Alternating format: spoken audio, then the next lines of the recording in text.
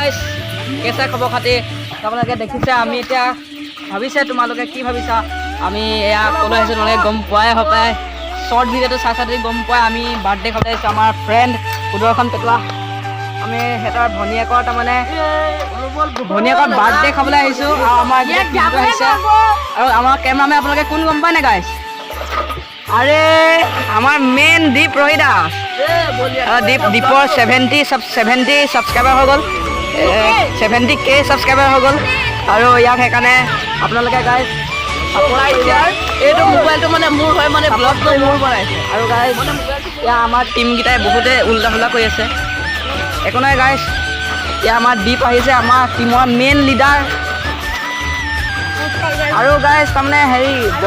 মোৰ চেনেলটো দীপজ্যোতি আছাম 1237 সকলোৱে ছাবস্ক্ৰাইব দীপজ্যোতি আছাম 123 গাইজ আৰু মইছে দেখাই